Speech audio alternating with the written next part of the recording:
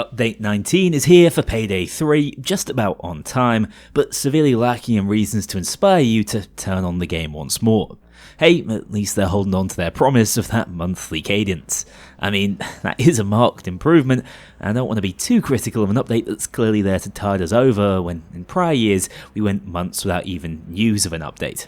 My frustration and reasoning behind this title is that once more, this is a drip feed of content, with the key quality of life feature and peer-to-peer matchmaking pulled before launch. This could be for the most valid reason you could imagine, yet it's not going to stop people from being disappointed. And rightly so. It feels like these days every Payday 3 update needs a caveat attached. Shopping Spree is the best looking heist in the game, but it's also a soulless ghost town with some of the most egregious objectives ever designed. And Skills 2.0 finally sees the return of the ever popular archetypical builds from Payday 2, but the enemy framework simply isn't there to balance it around, meaning the game is either tedious or far too easy. The same is true today. We're missing the key promise from the roadmap, although at least that's in active public testing. But even beyond that, Starbreeze continues to disappoint by design, holding back content that was leaked the best part of a year ago, hamstringing their own updates in the process. Update 19 is crying out for a reason to turn the game back on. A new free weapon, or hell, even cosmetic might do the trick. But minor adjustments to the core gameplay, no matter how hotly demanded, won't move the masses. No one's reinstalling the game to bear witness to a new lockpicking minigame, experience a few tweaked animations, or hear a new headshot sound. Even if we all agree these are positive steps for the game, and I don't want to criticise it for taking those steps, in the grand scheme of things, it's a drop in the ocean that seems to willfully belie the severity of Starbreeze's current situation. This game needs a shot in the arm, and Update 19 barely constitutes a morning coffee. In the spirit of sidetrack games, I'm going to take a moment to distract myself with Starbreeze's year-end report. These numbers, be they Q4 or full year, are concerning. No worse than I might have anticipated, but evidence of the immediate necessity for Payday 3 to start generating more revenue.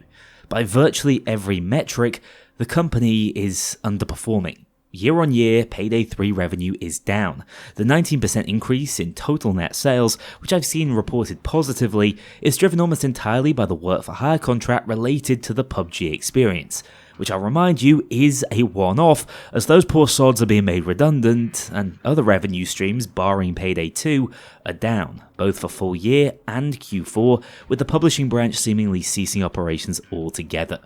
Revenue related to Payday 3 is also down, and that's despite the unprecedented success of the Jacket Character Pack last February, and as of Q4 2025, is almost 7 million Swedish krona below that of Payday 2 within the same period. That's bearing in mind, Payday 2 retails at a comparatively low price, and hadn't released new paid content since 2023 until this Jacket re-release after quarter end.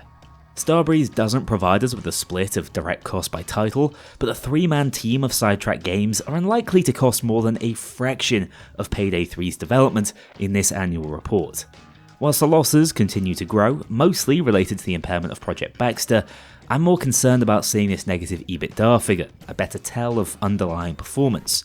From a purely operational perspective, net sales across all games and categories are simply lower than the cost to produce them. It's as bad as it was in Q4 of 2023, when the game wasn't selling after a disastrous launch, revenue was shared with the publisher, and costs were still insanely high. Now, with a lower cost base and multiple waves of layoffs, this is even more alarming for anyone looking at how the business is performing. These trends need to change, and they need to change very quickly, or I don't see Starbreeze remaining a going concern, and without a game in development that could release for a massive cash infusion, frankly, the only way it can is via Payday 2 and 3, and updates like this one aren't going to move that needle. That's why I get frustrated in situations such as this one, an opportunity to get players back on the game, squandered due to a seeming lack of understanding of what actually makes people turn it on. I'd love to be proven wrong, and we'll be running you through what this update does offer now, but I hope this helps you see where I'm coming from with my overall attitude towards the update. Anyway, cheer up, Harry, they got rid of Wi-Fi circles. Rejoice! In all seriousness, I do think this is an almost entirely positive shift, either taking the box hack objective from Shopping Spree, as we previously saw added to Touch the Sky, making it a passive objective that can be sped up by an active player, or in the case of 99 boxes, just straight up getting rid of the objective, giving you instant access to the degrading loot, and making the heist infinitely less tedious. Across the likes of Golden Shark and Under the Surface, this works fairly well in both Loud and Stealth. A passively completing objective is particularly satisfying when you can be getting on with something else, like finding QR codes or opening doors. Where I think it falls down a little is on Turbid Station, where it's meant to be at least a somewhat punishing solution for when you kill the station staff. Now you're absolutely encouraged to take this guy out no matter what, and then the optimal strategy, given it's a tense, close quarters stealth only heist, is just to sit there and wait for it to complete, rather than taking any additional risk. I'm not saying the circles were good or better, I just don't think this passive hack is the catch-all solution it's made out to be. Regardless, it's a general improvement no matter how we nitpick it. My take though, and this might be a hot one, is that this should really be the footnote on any set of patch notes. You know, this is fixing something widely despised by our community, not the leading advertised feature that should get people to turn it on. It's a return to a base level of happiness, rather than anything more advanced than that. Then again, when you're also going big with increased randomization of height and angle of helmet pops, you know you're onto a bit of a damp squib of a patch. I haven't even noticed the difference, and that's coming from someone who once concepted an entire video about why Payday 2's helmet popping feature was peak FPS design. Anyway, at least patch notes don't stop there. We also have a new lockpicking minigame for all lockpickable interactions, making the mechanic a little bit more involved, with multiple sweet spots to time your button press instead of just the one, including these tiny ones that give a much more noticeable bonus. They've also fixed spamming the F button being the optimal strategy, as these red bars will push back progress, meaning you could theoretically be lockpicking a door for the rest of your life if you really suck at Dead by Daylight. I get the idea behind this, it's more involved and skill dependent than the previous minigame, but in the grand scheme of things, it's not going to make a ton of difference to your heist experience. Safe cracking also has a new mechanic tied to it, which is really stretching the definition of those words, as it's just the old safe cracking minigame, but a bit bigger and without locking you in one direction, meaning the pain point of missing the correct spot and having to go all the way round is now gone. Fine, but please give us alternative ways to crack open safes. The lack of immersive sim elements in this game is a travesty. Moving on, we've seen some much needed buffs to ARs to help them cope with their ammo nerfs and deal more damage to the much tankier cops from Update 18. I always thought hitting both ammo and relative damage was perplexing, so I'm glad to see at least one walked back in a sense. This does make a big difference to how the affected guns feel. Part of their ammo problem is fixed by that increased lethality, although ammo funnel still doesn't feel very good now, and I remain convinced they felt better than they ever did before during the Skills 2.0 patch, which now feels lost. A number of weapons in the game did receive small animation tweaks, with the most prominent being sliding with pistols or wielding the sociopath baseball bat. And those additional animation tweaks have assisted with the sort of intangible feel factor, contributing to general weapon satisfaction, meaning let's say ARs are back from the cold since the Skills 2.1 rebalance. The same can't really be said of marksman rifles though anymore, as they've been hit in multiple ways. The Spearfish in particular took a nasty hit to its base damage, and more impactfully, Head Games, the skill that was enabling endless damage scaling, has been changed drastically. Now it scales at 7.5% per headshot landed, down from 10%, and caps at a measly 75%. On the plus side, it does appear to overcap, meaning if you keep landing headshots without missing, you can place yourself in the green, so to speak, meaning your next missed shot won't immediately drop you to 67.5%, buffering your ability to hold onto the max buff. This is a solid idea, and the skill's not bad by any means, and needed the nerf, but again, the double whammy feels a bit much, and the cap is probably a little more restrictive than it needed to be, especially when you consider how skill intensive the playstyle actually is, bearing in mind all other weapon archetypes have access to effective damage buffs of similar or greater magnitude, with a fraction of the effort required to scale. Ricochet is still a good skill which redeems most standard DMRs, but I still find them a tough sell over ARs now. On the plus side, the R900S sniper rifle received massive buffs in light of the Head Games nerf, gaining just under 100 base damage, while still being able to comfortably one-shot cops to the body with the tighter buff cap. Stripping dozer plates in 2 shots is invaluable, meaning this is the first time in a long time that the R900 has felt not just viable, but fairly strong. It's also assisted by a faster ADS transition time and our newfound ability to cycle rounds while sprinting, making both bolt and pump action weapons feel more seamless to use. Sticking with the skill discussions, dodge now always caps based on active plates, even if you avoid picking up dodge this, which used to allow for niche and not overly powerful 4-plate dodge setups, although this was obviously an oversight, so I can see why it's been fixed. Locksmith has been changed to just increase the value of green areas when lockpicking, now it doesn't allow for instant lock opening speeds, and Bastion now has the big naturals we're all striving for some reason. The previous ruck design was absolutely fine in my opinion, so another change that makes very little sense. Most impactfully, in addition to head games receiving that 75% cap, Machine War is now set to cap at 150% increased damage.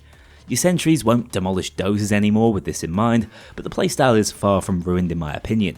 This is a better nerf from a numerical perspective in my opinion, especially bearing in mind this buff stacks itself passively. I think sentries will be almost just as valuable to a team, even if they won't solo cook off anymore. Moving on to the more miscellaneous changes, you've been asking for it for years. Yes, fire extinguishers and fire barrels are receiving buffs. These things are still never likely to become a compelling element of Payday 3's gameplay loop, but at least they won't cause as much frustration now they've stopped penetrating armor and hitting you from halfway across the map. On the more impactful side, frag grenades just got buffed, now dealing less self-damage than before. Quietly, frag spam was already one of the best builds in the game, if a little unorthodox. Now it's even better after they cut explosive self-damage in half, although I'd actually rather they just reduce the self-damage radius, as stopping my armor recharging is more of an issue than actual damage taken. Still, this might be the most effective setup in the game right now, at least in terms of raw DPS and wave clearing.